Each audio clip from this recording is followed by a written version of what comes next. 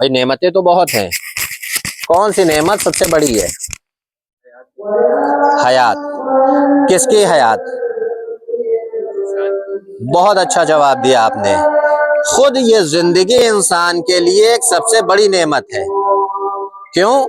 क्योंकि अगर अल्लाह ने इरादा किया है तो हमारा वजूद है, अगर अल्लाह इरादा ना करता तो हम वजूद में ना आते, और जब हम वजूद में ना आते तो ये नेमतों का होना ना होना हमारे लिए, हम हैं तो नेमत है भाई। हम हैं तो हम खाएंगे, हम हैं तो हम पिएंगे, हम हैं तो हम देखेंगे, यानी पूरी दुनिया जब तक हम हैं हमारे लिए नेमत है। और जिस दिन हमारी आंख बंद हो गई तो हम बहुत पैसे वाले हों या गरीब कोई फर्क नहीं पड़ता। तो सबसे बड़ी नेमत जो है वो इंसान की जिंदगी है। तो जब इंसान की जिंदगी सबसे बड़ी नेमत है तो अब इंसान अपनी जिंदगी को बेहतर बनाए, उसके लिए उसको किस चीज की जरूरत होती है? अक्ल की। एक इंसान इस बात की तमीज कर सके कि बेहतर क्या है और बदतर क्या है, भाई खाना क्या है और क्या नहीं खाना। आपने देखा होगा जानवर है, कुछ जो है गंदगी भी खाते हैं, कुछ कूड़ा करकट खाते हैं, कुछ सड़ा हुआ खाते हैं, लेकिन इंसान वो है कि जिस चीज में बुए बद होगी उसको पसंद नहीं करेगा, जिसमें टेस्ट होगा उसको खाएगा, जिसमें टेस्ट नहीं होगा उसको नहीं खाएगा। तो ये तमीज कहाँ आती है? अक्ल की बुनियाद पर। हमने देखा जब इंसान की अक्ल पर पर्दा पड़ जाता है, जिसे हम कहते हैं दीवाना हो गया, तो दीवाना बरहना टहल रहा है या कूड़ा खा रहा है या कहीं किसी हालत में पड़ा है, उसे कोई फर्क नहीं पड़ता। तो पता ये चला हयात नेमत है, लेकिन हयात से जो सबसे बड़ी नेमत है वो इंसान की अक्ल है। अब जब आप अक्ल के बारे में जाएंगे तो देखेंगे कि यही वो अक्ल है जिसने इंसान को तरक्की दी है। क्योंकि ये जो दिमाग आप देख रहे हैं जिसको बनाया गया है, इसको हम क्या कहते हैं? दिमाग। दिमाग सबके पास है, लेकिन अक्ल कितनों के पास है? तो मालूम ये हुआ कि दिमाग होना और है, अक्ल होना और है। अक्ल हासिल होती है तजर्बे से, अक्ल हासिल होती है इल्म से। दिमाग एक हार्डवेयर है जिसके अंदर हमारे पास जो भी इंफॉर्मेशन आती है, जो भी मालूमात हम तक पहुंचती है। अब मालूमात पहुंचने के जराए क्या हैं? हवासे खमसा जिसे कहते हैं, यानी कभी छू कर हमें मालूम होता है ये नर्म है गर्म है, कभी सूंघ कर अच्छी बू है या बुरी बू है। इसी तरीके से हम देखते हैं कि आवाज अच्छी आ रही है या बुरी, एक मंजर देखा ये खूबसूरत है या बदसूरत है। तो ये सारी इंफॉर्मेशन कहाँ जाके कलेक्ट होती है? हमारे दिमाग में। दिमाग के पार्ट हैं, कोई शॉर्ट मेमोरी है, कोई लॉन्ग मेमोरी है, यानी ये दिमाग इतना कवि है कि पूरी कायनात को अपने अंदर समोए हुए है। तो जो इंफॉर्मेशन हम तक पहुंचती है, इसी की बुनियाद के ऊपर क्या होता है? हमारी अक्ल वजूद में आती है। तो ये सरमाया हो जाती है सोच और फिक्र, हिसाबी या तजियाती ज़हानत। अब गौर और फिक्र की दावत दी गई। भाई कुछ चीजें हमें मालूम है और कुछ चीजें हमें नहीं मालूम है। हमने ये समझ लिया कि जब खाने से बुरी बदबू आए तो उसका टेस्ट बदल जाता है, इसका मतलब ये खराब हो गया है। तो जब कभी हमारे सामने खाना आएगा तो हमने जहां देखी उसमें महक आ गई तो हम क्या करेंगे? उसको नहीं खाएंगे। क्यों? क्योंकि अब हमने तजर्बे से फायदा उठाया।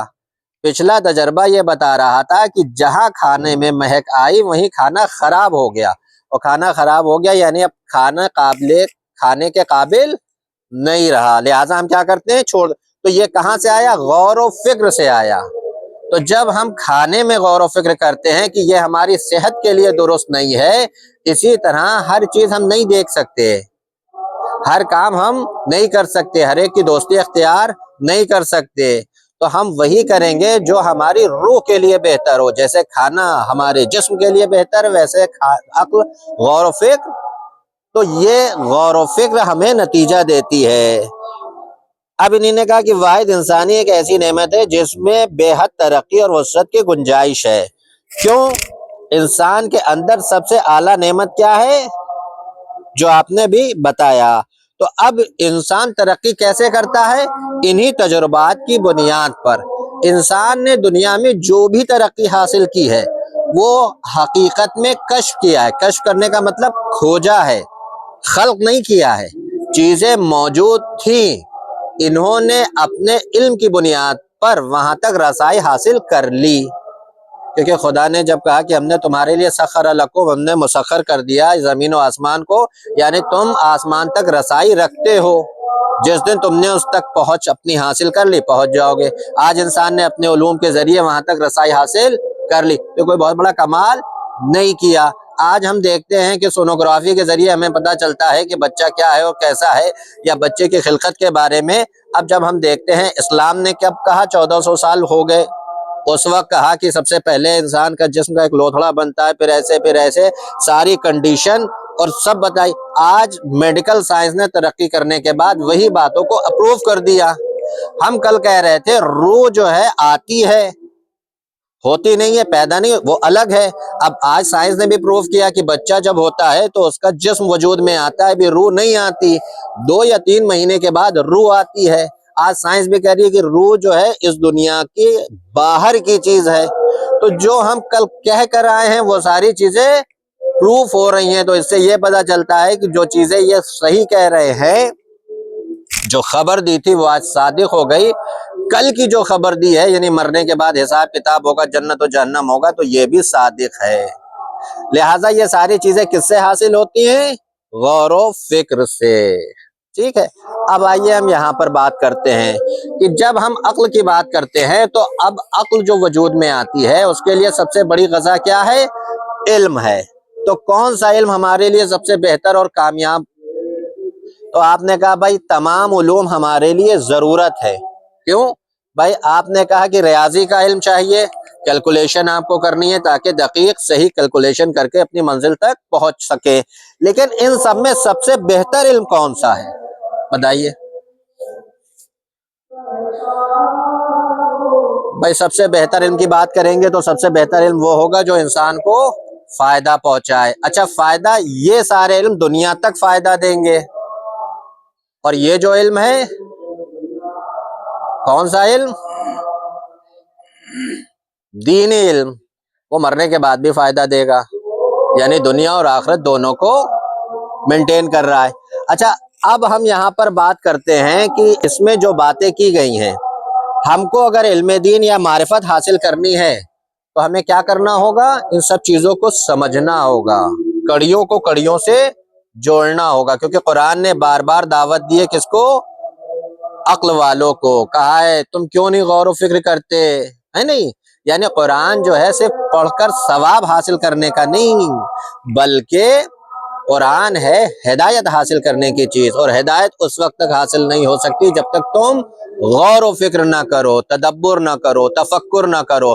تو تفکر اور تدبر کہاں ہوگا؟ ذہن میں۔ اب یہ جو دیکھیے جملہ ہے یہ بہت امپورٹنٹ ہے، سلونی قبل ان تفقدونی، سوال کرو اس سے پہلے کہ میں تمہارے درمیان سے چلا جاؤں۔ اچھا، یہ کیا کہا گیا؟ بے شک میں آسمان کے راستوں کو زمین کے راستوں سے زیادہ جانتا ہوں۔ 1400 سال پہلے انسان یہ سمجھتا تھا کہ دنیا ہی سب کچھ ہے، یہ تو ایک شامیانہ ہے، اس میں ٹکے ہوئے 4 ستارے ہیں، اور ایک طرف آفتاب اور ایک تک مہتاب، اور اس وقت یہ بات کہی گئی کہ دنیا کے راستے کچھ نہیں، آسمان اس سے کہیں زیادہ۔ آج دنیا یہ ثابت کر رہی ہے کہ گلیکسی ہے، اور اب تک وہ اس نقطے تک نہیں پہنچ پائی جو نقطہ وجود ہے کہ جس سے کائنات خلق ہوئی۔ آج انسان یہ مان رہا ہے کہ دنیا وجود میں آئی ہے، لیکن کیسے آئی ہے؟ تو وہ وہاں تک پہنچنے کی اپنی کوشش کر رہی ہے۔ ہاں، تو جب دنیا اس ترقی کو کر رہی ہے، آج بھی کبھی کبھی کچھ نئی چیزیں آسمان سے وہ لے کر آتے ہیں کہ بالکل نہیں ہے، تو مولا اس وقت فرما رہے ہیں کہ آسمان زمین سے کہیں زیادہ بلند اور بڑا ہے۔ آج دنیا حیرت میں ہے کہ آسمان اتنا بلند و بالا ہے تو کیا ہوگا. اب یہاں پر آپ دیکھیے انہی نے کچھ چیزیں بنائی ہیں، یہ دو چیزیں بنائی ہیں، ایک ہے دل اور ایک ہے عقل. اب یہ دو چیزیں جو ہیں اس کو آپ قلب کہہ لیجئے اور اس کو آپ عقل کہہ لیجئے. اچھا، دل میں اور دماغ میں فرق ہے. جیسے دل اور دماغ ایک لائک ہارڈ ویئر ہے، ہاں، لیکن جب قلب کی بات ہوگی اور جب عقل کی بات ہوگی تو وہ کیا ہیں؟ وہ انفارمیشن، وہ احساسات ہیں، جذبات ہیں. کیونکہ دل میں درد اٹھتا ہے کس بنیاد پر؟ کھانے پینے کی بنیاد پر نہیں. کبھی کبھی اتنا پریشر پڑتا ہے کہ ہارٹ اٹیک آ جاتا ہے. یعنی انسان کی کیلکولیشن اس طریقے سے ہوتی ہیں کہ وہ گھبرا جاتا ہے، اس کو بیلنس نہیں کر پاتا، تو کون پریشر لیتا ہے؟ ہارٹ لیتا ہے. تو جو انسان کا ذہن فکر کرتا ہے اس کا جو نتیجہ دے رہا ہوتا ہے اور لے رہا ہوتا ہے وہ ہے قلب. اسی لیے کہا گیا ہے کہ قلب کو ہمیشہ پاک رکھو. قلب کیا ہے؟ خانہ خدا ہے. اس کے اندر کون بستا ہے؟ خدا بستا ہے. خدا کیسے بسے گا؟ جب خدا کی یاد ہوگی اور خدا کی یاد چلتی رہے گی. اب اس کے بعد یہاں پر بات ہو رہی ہے کہ ذہن کی معراج کیا ہے.